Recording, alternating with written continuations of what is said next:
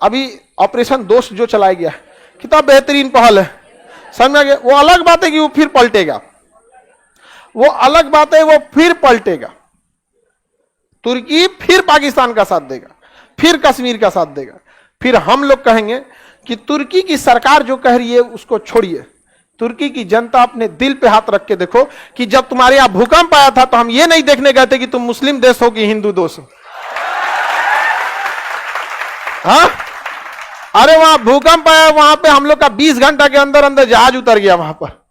समझ में आ गया कि नहीं आएगा? सबसे पहले उतरने के साथ वहां पर, और हमारे डॉक्टर जिस घर में इलाज कर रहे थे वो घर भूकंप के झटका झेल चुका था, झुक चुका था, फिर भी वो अपनी जान जोखिम में डाल के नहीं ये मजबूत है, ठीक ठाक, अगर एक दो और झटका आता तो हमारे डॉक्टर भी चले जाते।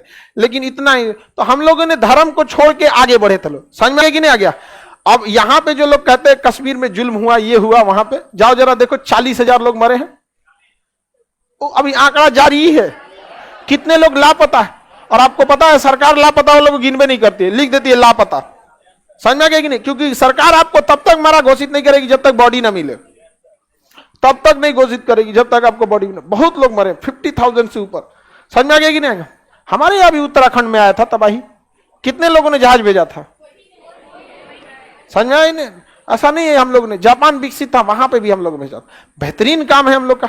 यहां पर एक चीज होना चाहिए हम सब के लिए, सरकार भी है अपना काम कर रही है कि कहीं ना कहीं हम सबको मिलकर अपने झंडा को इस तरह से करना है कि यदि कोई मुसीबत में खड़ा हो ना तो भगवान से पहले उसको तिरंगा नजर आए, कहीं है कि नहीं। समझ में आ गया कि नहीं आ गया? ऐसा लगे कि ओ भाई बाद में तिरंगा है वहां हमको बचा लिया जाएगा वहां पे। तो किसी भी देश का इंसान हो, हमारी आर्मी इसका बहुत ख्याल रखती है। सैल्यूट हमारी इंडियन आर्मी को यहाँ पे।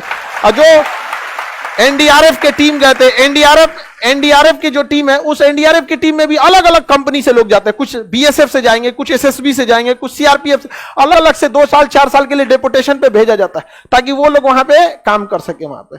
तो ये तिरंगे का एक वैल्यू है, तभी हम लोग विश्व गुरु कहे जाते थे।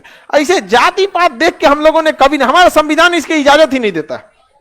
और जितनी खूबसूरती हमें मिलजुल कर रहने में है ना, उतनी कभी भी खूबसूरती किसी को अलग करने से नहीं है। एक परिवार कभी भी खूबसूरत एक ही साथ मिलकर रह सकता है। जिन लोगों को लगता है कि बहुत धर्म के नाम पे विकास हो सकता था, बनाए तो थे जिन्ना धर्म के नाम पे। आज अगर सबसे ज्यादा कहीं तकलीफ में है लोग तो पाकिस्तान के लोग, और सर झुका के रहना पड़ता है बाकी मुसलमानों का तो पाकिस्तान की वजह से। कोई हम लोग को ये थोड़ी कहता है कि अब्दुल कलाम की वजह से तुमको कोई गाली देता है, जब भी गाली देता अजमल कसाब की वजह से। समझ में आया कि नहीं आ गया?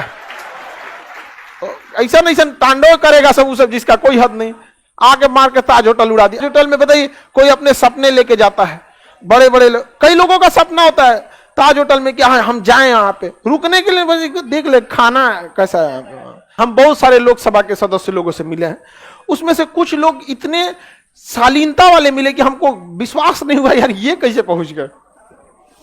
कुछ लोग बहुत शालीन होते हैं, तो ये देख के खुशी भी होता है कि भारतीय संसद का मंदिर, संविधान का मंदिर तो यही है, क्योंकि हमारा संविधान तो धर्मनिरपेक्ष है। मंदिर मस्जिद तो अपने धार्मिक चीज को ले, लेकिन संविधान के लिए तो यही मंदिर है। तो खुशी होती है जब पढ़े लिखे लोगों को वहां देखते हैं।